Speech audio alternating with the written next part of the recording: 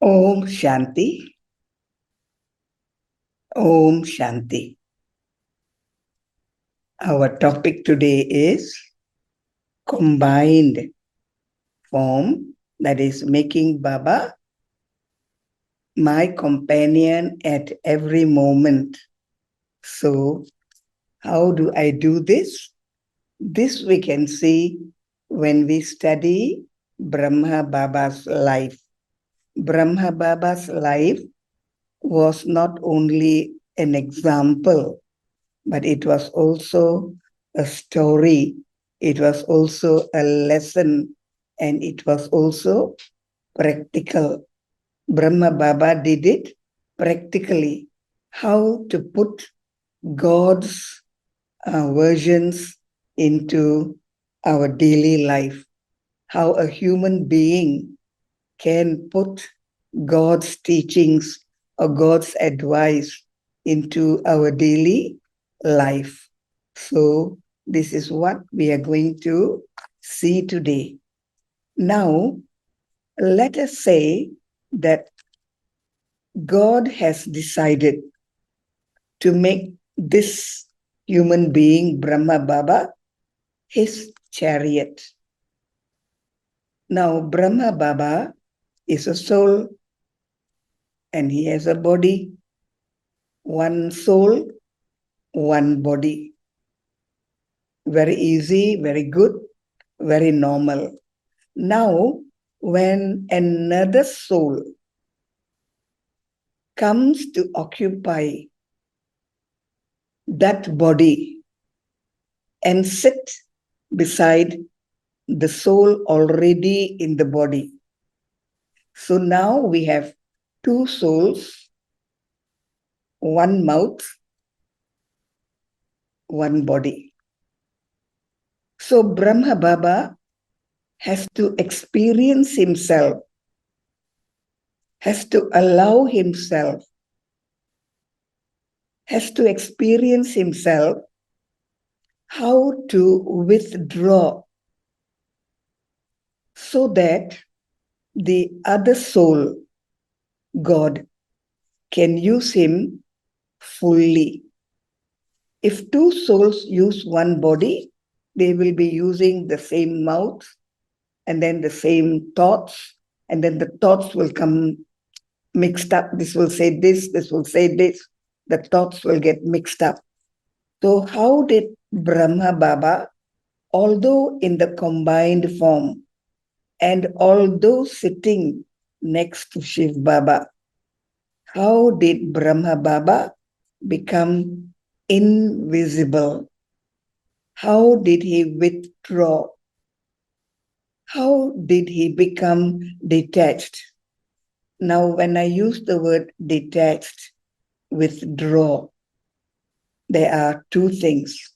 One is the soul in the body has to step back, and the body also has to step back so that the soul that entered that body can use that new soul's full capacity, mind, intellect, samskara, and use the body. And the body itself, because it has withdrawn from its original master, now it has to obey the new master. So withdraw from the soul consciousness or Brahma Baba soul consciousness, withdraw from the body and five senses. That means, now let us take a closer look. When you withdraw from acting in the body, so you don't use your mind, you become thoughtless. You are not having an opinion. You become non-opinionated, thoughtless, so that God's thoughts, the soul that entered the body has thoughts. Those thoughts can be taken by the brain and expressed through the mouth. So when the mind of Brahma Baba withdraws, the mind of God can take over and can talk without interruption. Okay, this is one. The other is the intellect. There is a difference between God's intellect and Brahma Baba's intellect.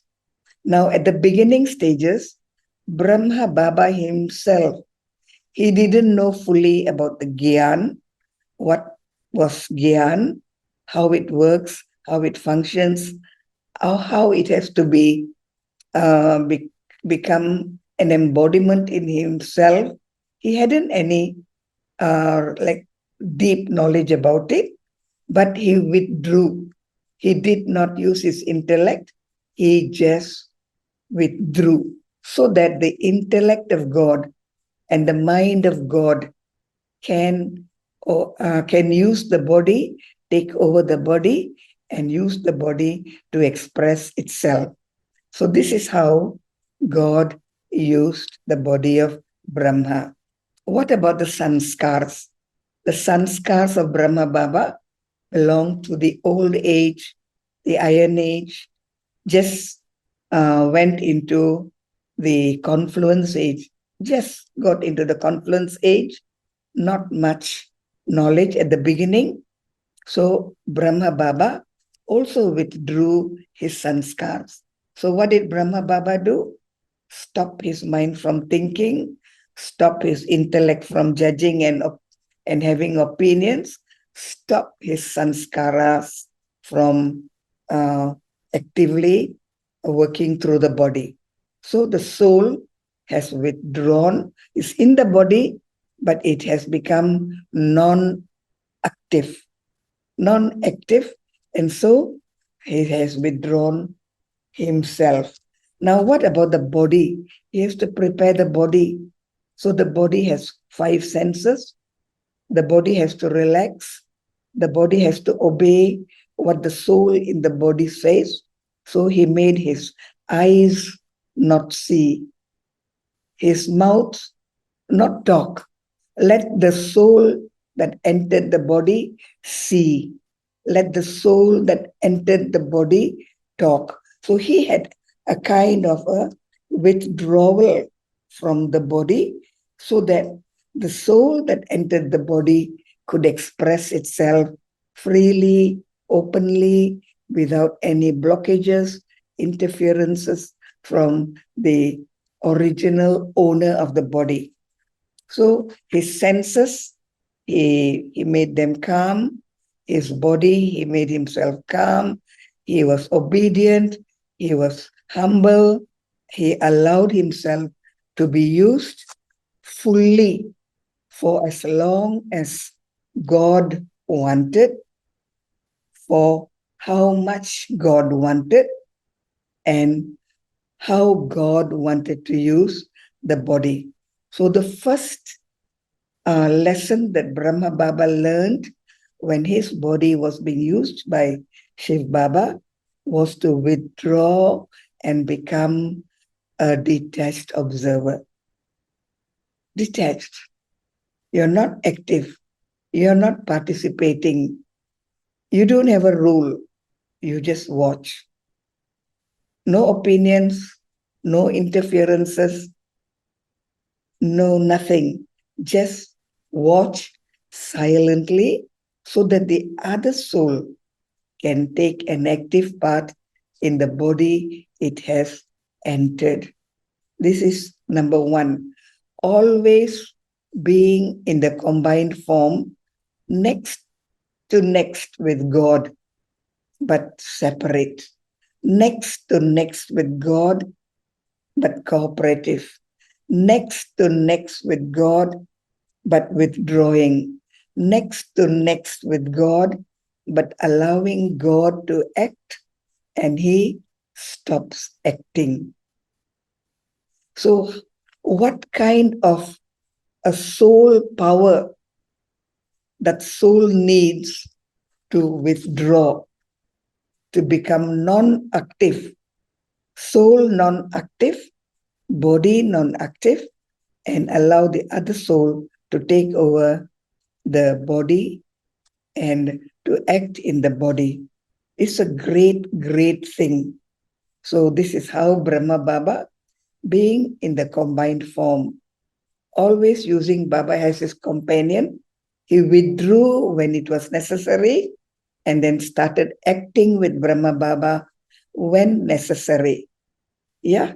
For example, when God, Baba talks about, he says, in this temple, in Srinath Dwara, they make very good food. They use a lot of ghee, and the prasad is very, very rich, very delicious. Whereas in Jagannath Puri, they use rice and very simple. They don't use much ingredients because one temple is very rich, one temple is poor. So we souls also, at one time we were rich, we could eat everything, but now we are poor, we have to become simple.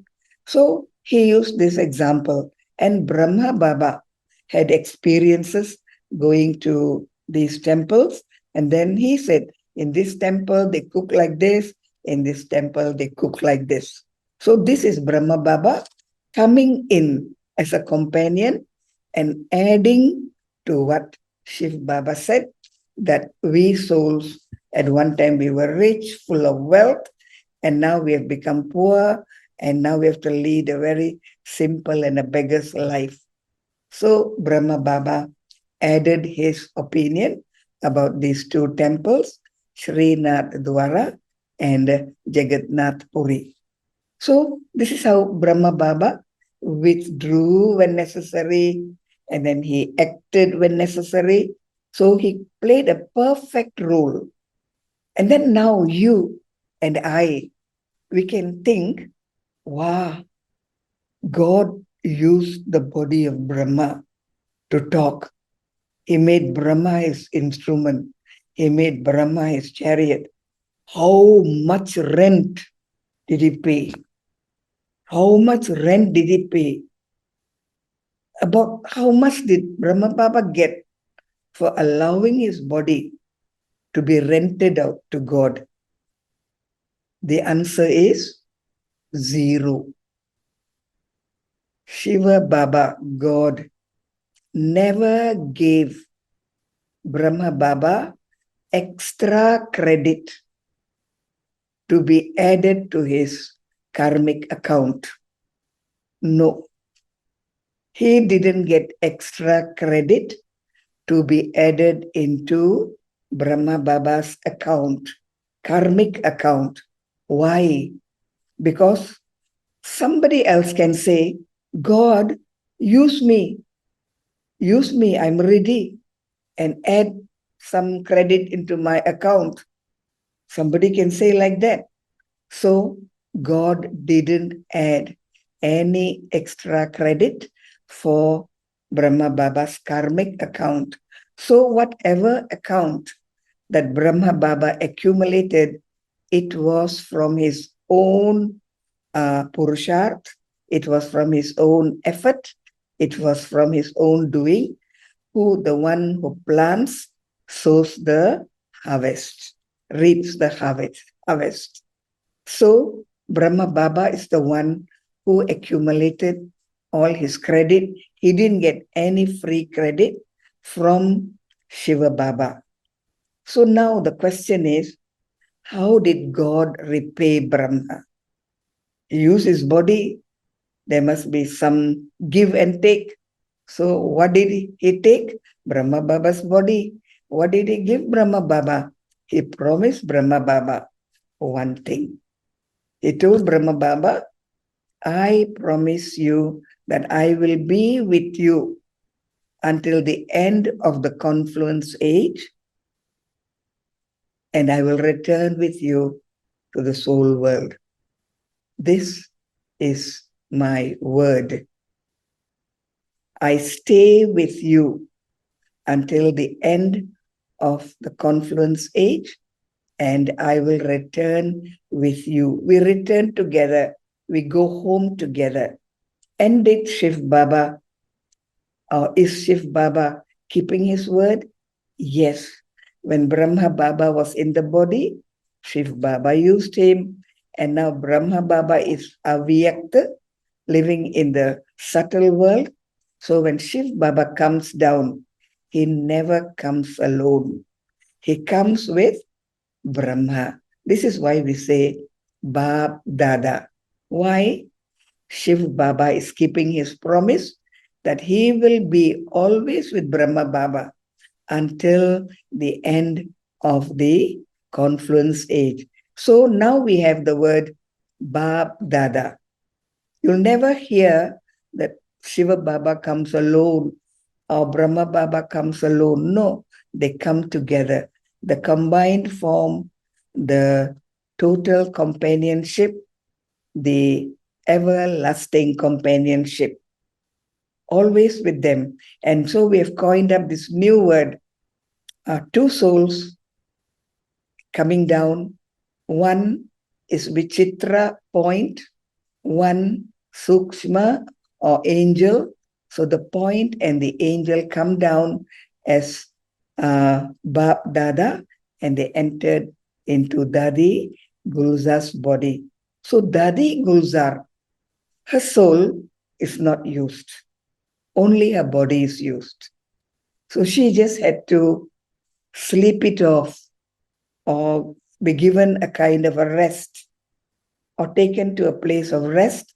She has no part to play in the body when Shiv Baba was there, Brahma Baba was there. When Bab Dada were using her body, she had no part. She was resting. And she didn't know what was being said through her mouth, what was the murli, nothing.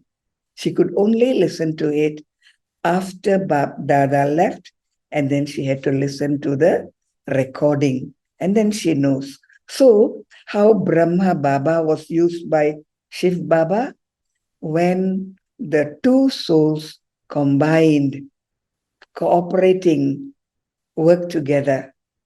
They started the Murli, they started the Gyan, the Yoga, and then they taught Dharna, they taught Seva, the two together. In Dadi Gulzar's body, what did Bab Dada teach?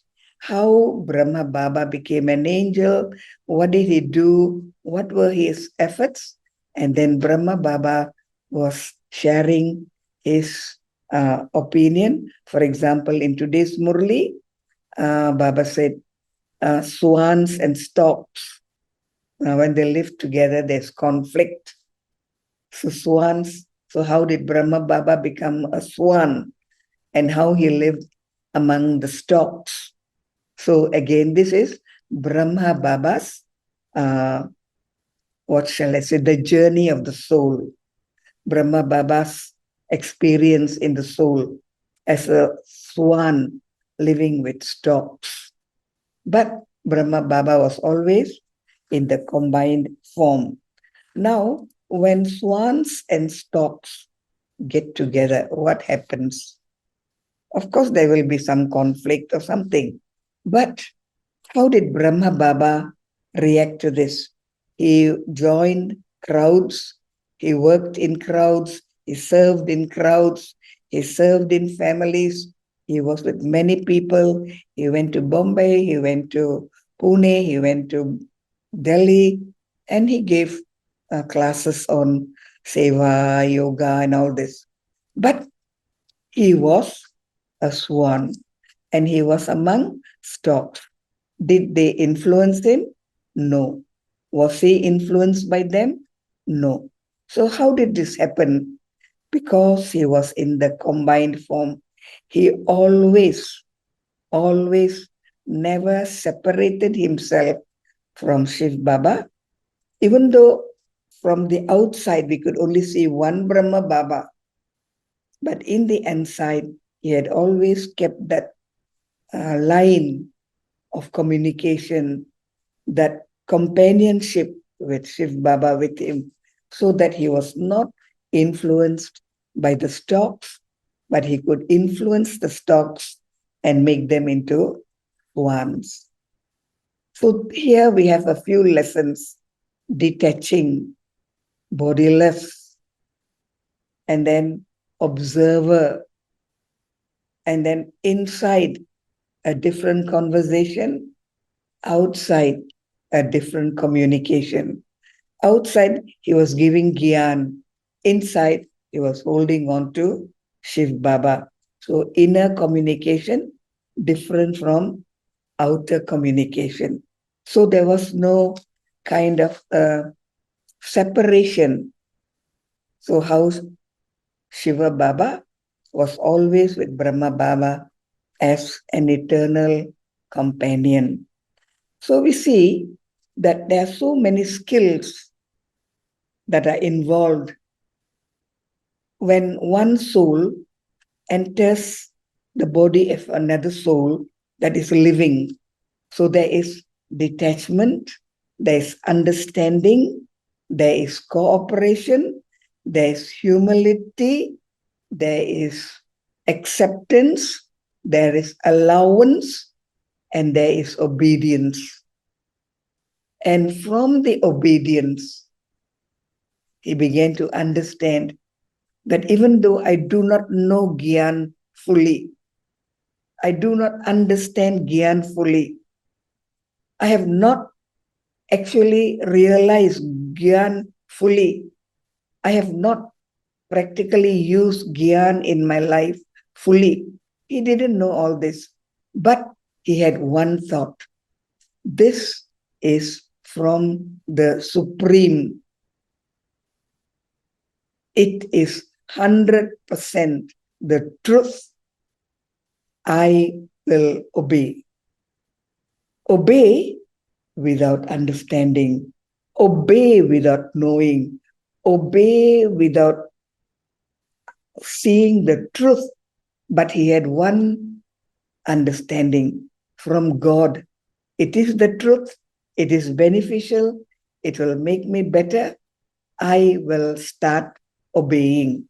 So he started obeying from the start, half knowing, half not knowing, half understanding, half not understanding, but 100% obedient.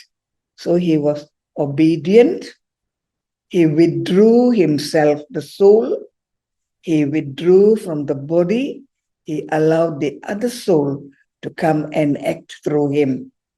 And this example, my friends, we can use an example of a car. When a car has one driver, one driver. So the driver can drive freely. It is his car. He is driving. Nobody is disturbing him. So he can drive as he pleases, for as long as he pleases, the speed he pleases, the destination he pleases. Everything is up to the driver. Why? One driver, one car. Now, when there are two drivers, what?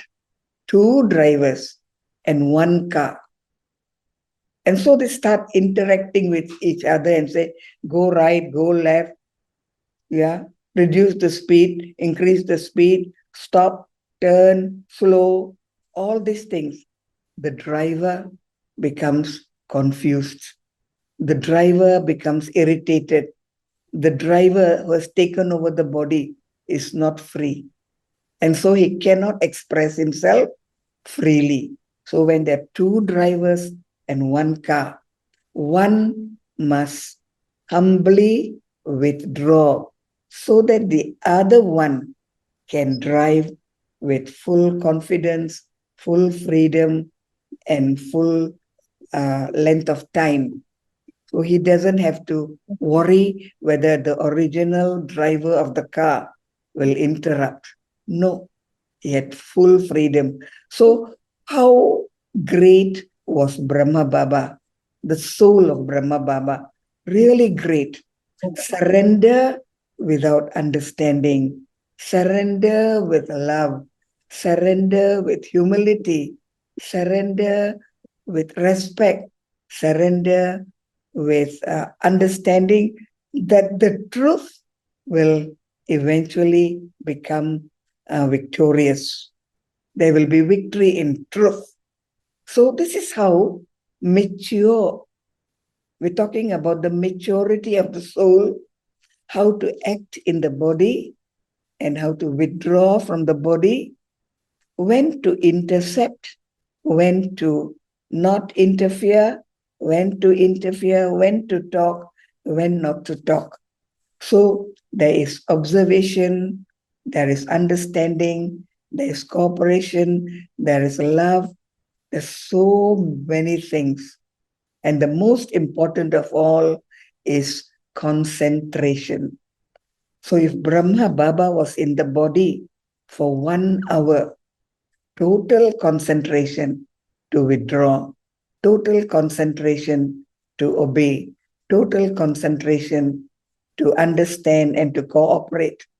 So much, so much. So it's not any body, it is the body and it is the soul. One soul, one soul, the chosen one, the chosen one. If God were to enter my body or your body, of course, he cannot express himself as freely as he wants. So there is the body, the soul, the first man, the first deity, the first God, the first human to become a deity, the man who became Arjuna, the man who understood, the man who changed first, the man who was obedient, the man who was honest. What can you say about Brahma Baba? The combined form, always in connection with God. And so the two hands, they clapped and there was noise. They worked together. They always work together as Bab Dada. So can you imagine what's happening in the two souls? One Brahma Baba managing his mind, intellect, sanskars, and Shiv Baba wanting to express himself through his mind, intellect, sanskars, both working, not clashing, and creating a beautiful murli, a beautiful song, a beautiful lesson, a beautiful divine music, a beautiful opening, a beautiful age. Can you imagine? Two souls, one story, two souls, a new beginning, two souls, hell becomes heaven, two souls, they have a story that is never ever going to end. It is Amara Kahani, the story that never ends, from happiness to sorrow, sorrow to happiness, from heaven to hell, from hell to heaven, from Sato Pradhan to Tamo Pradhan, and from Tamo Pradhan to Sato Pradhan. A never-ending love story, Amara Kahani. This is the story of Brahma Baba and his companion, the highest on high. Such a beautiful story. Unimaginable, yet true. We have not seen and we can understand. We have not been there and yet we can go there and see how it works. What a wonderful bridge between the highest soul and the human soul. A bridge, unbroken, everlasting, creating a love story that never ends. Happy, and then lost, and then the search, and then the meeting, and then the happiness. Amara Kata. This is the combined, the continuous story of Bab Dada. Even that word, Bab Dada, rings such a happy bell, a happy tone inside. Two together, where man becomes God-like. Can you imagine? Man becomes God-like, and they work together, walk together, hand in hand, work together, go home together, hand in hand, work together to make a dark world into a bright world, work together to make fallen souls get up, work together to make corpses alive again. Can we stop this story? Can I go on endlessly? Yes, but I stop here. Corpses come to live. Corpses come alive. Darkness changes to light. Heaven comes from the dark hell. So, what's the story? The never-ending love story. Now, to become the instrument to be used by God, there are some things that Brahma Baba learned very, very clearly long before he could say yes to God. The number one thing that he learned was not to say, I know, I'm senior, I'm experienced, God chose me, I'm the chosen one, I'm the leader, see me, look at me. Never. No I, no my, no mine. What did he say? That one. See that one. Follow that one. Look at that one. Remember that one. That one is, I'm learning from that one. I'm taking from that one. Can you take anything from me? No, I'm also empty like you. I'm taking from that one. So you want to take? Yes, go ahead, take that one. So this one taught us to take from that one, and this one became a bridge to connect the soul to the Supreme Soul, the worldly world, the world of matter to the incorporeal, subtle Brahmand.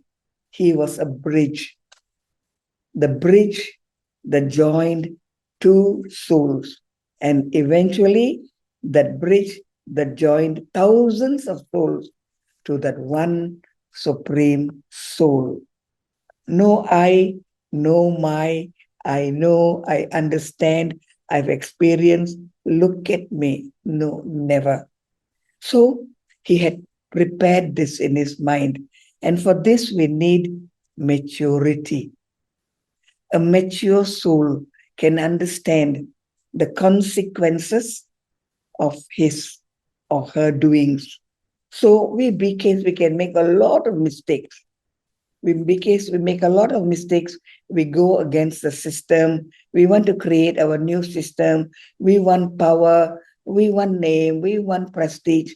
But nothing can come to us if we are not, what shall I say? We are not capable of handling that, and we are not qualified to become that. We can say, I want power, I want this, I want that. But if we are not qualified, we can want anything, but it will never come to us. So to qualify to use our skills, we also have to have extra knowledge, total knowledge, full knowledge, no I and my. The other wonderful thing about Shiv Baba and Brahma Baba in the combined form as companion, very wonderful, was he became Brahma Baba's. Brahma Baba became Shiv Baba's, not to fight.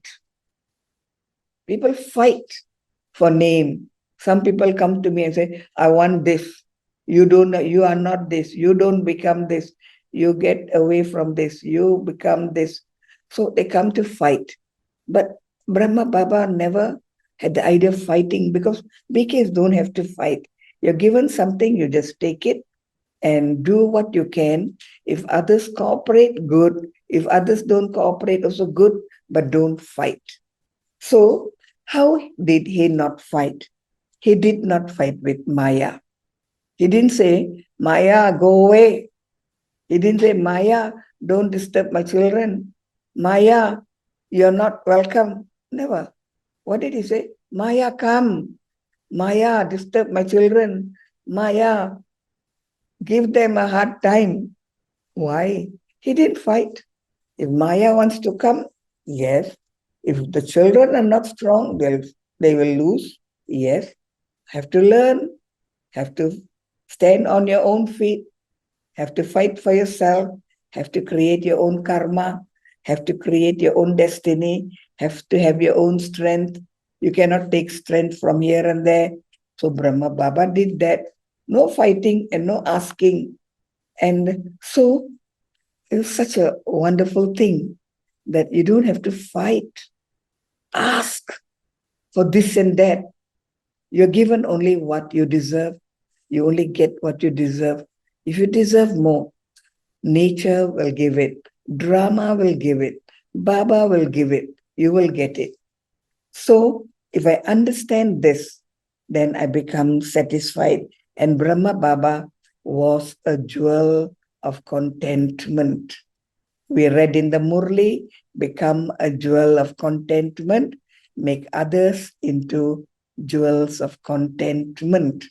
So another very important attribute of Brahma Baba, contentment, no fighting.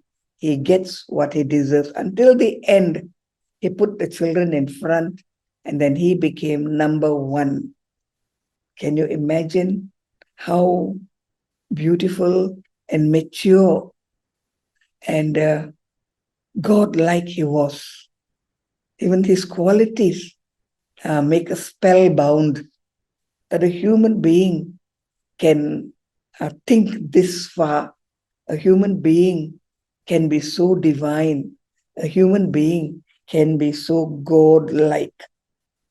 So, even though he was in a crowd, he was in a family, he was mixing with everybody, he used to travel, but internally, there was no separation.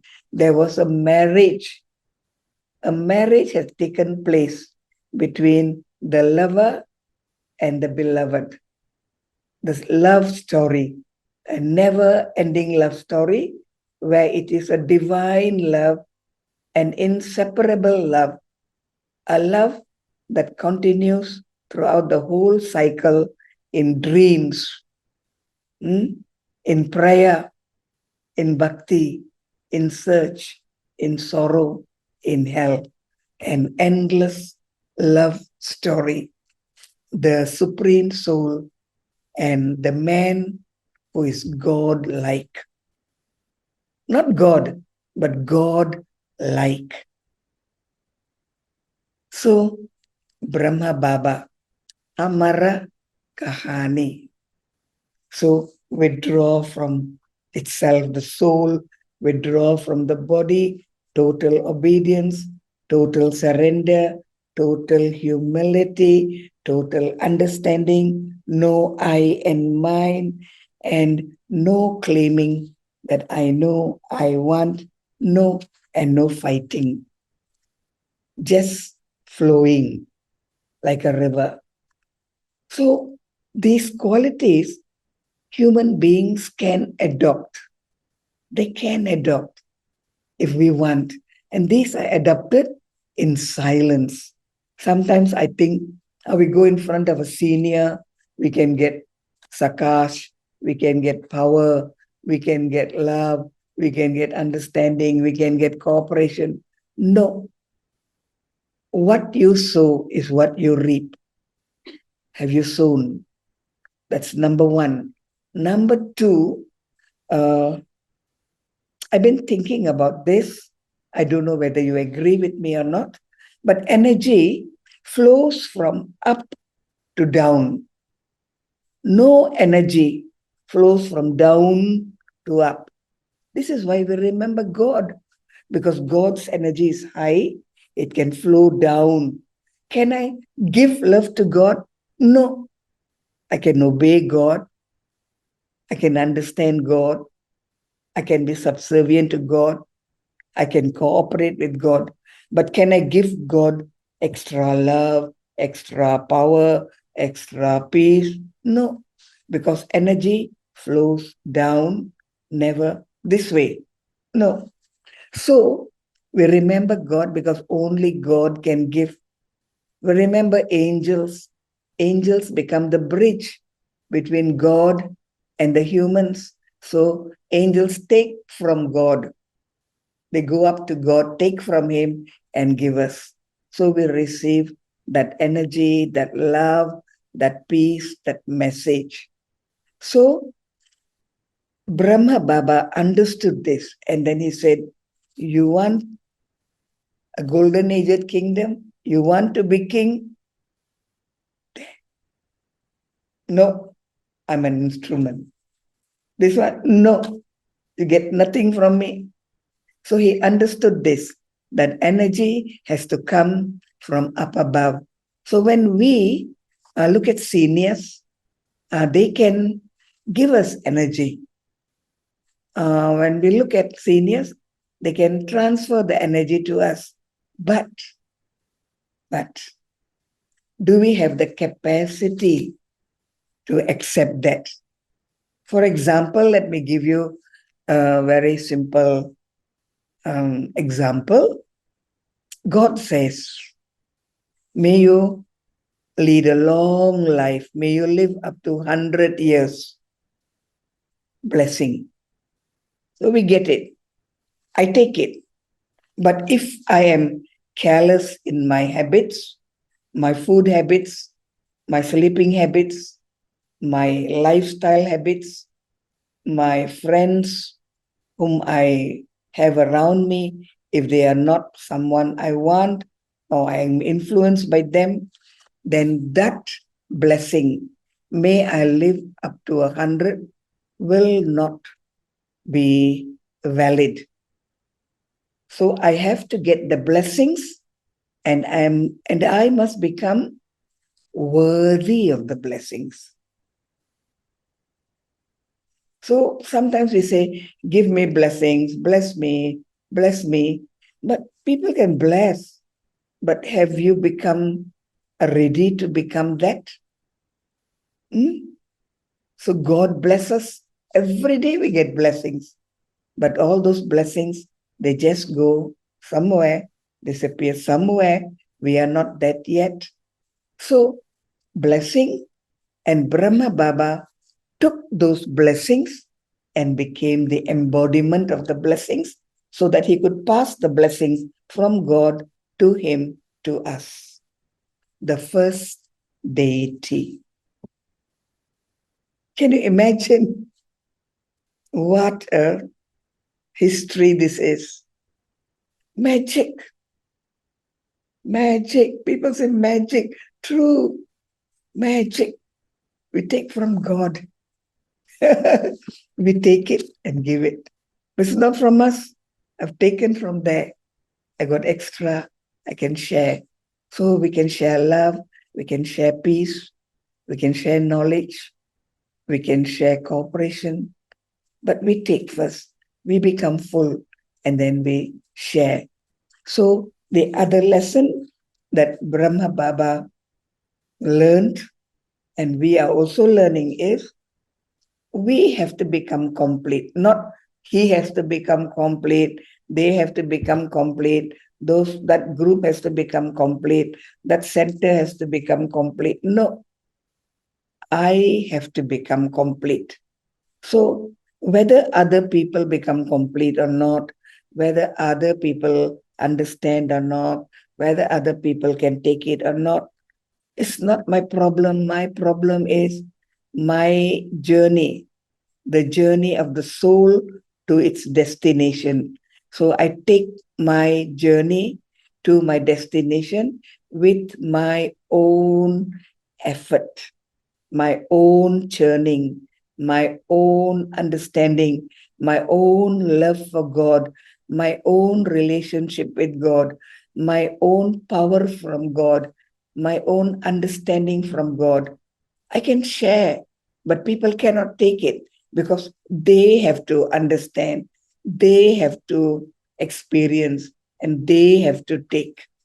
So this is something that we cannot give to one another. A mother cannot give to her child.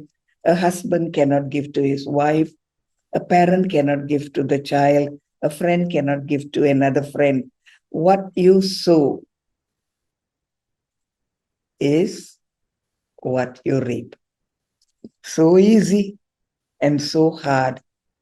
So good and yet so difficult. So common and yet so rare. So true and yet so much misunderstood. People say, what you sow is what you reap. They say it's so easy. It's not that easy. So when I get blessings from God, I have to become worthy to receive those blessings. Now, let us say that Brahma Baba experienced God's love. He understood it. He felt it. He knew it. He knew it. He experienced it in crowds. He experienced it alone. He experienced it many times. And therefore, he also became an embodiment of love. What love?